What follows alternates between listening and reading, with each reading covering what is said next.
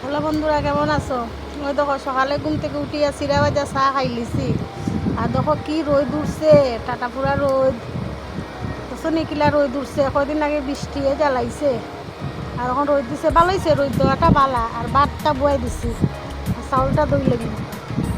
আর রোদ দেওয়াটা বালা বন্ধুরা, বৃষ্টির থেকে রোদই বালা।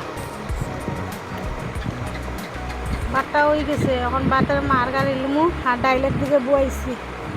ডাইলটা সম্বাস দিলেছি, গরমের লেগে কিতা রান্তাম আর ডাইল, মুসুরি ডাইল আর পাঁপড় ভাজা করবো। আর কিতা করতাম গরমের লেগে। কি গরম বন্ধুরা, কি গরম। তো পাঁপড় ভাজি দিলাম, পাঁপড় ভাজা হয়ে গেছে।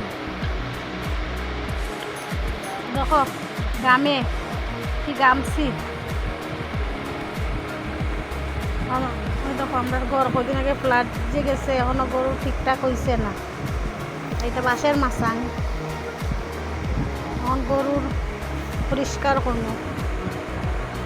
কাম কাজও করতে ভাল লাগে না, আর না করলে তো হয় না। ফের তো বন্ধ যেত না বন্ধুরা, যতই গরম হোক, বৃষ্টি হোক আর ওই তো ফের তো বন্ধ যেত না।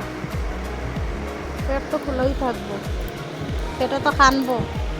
ফের যদি থাকতো না, তো কিচ্ছুই থাকলো না।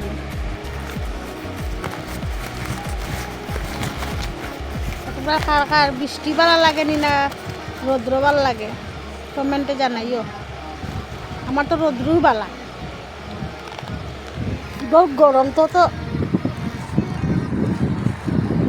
শুকনা থাকবো বন্ধুরা, গরম সহ্য করতে পারবো।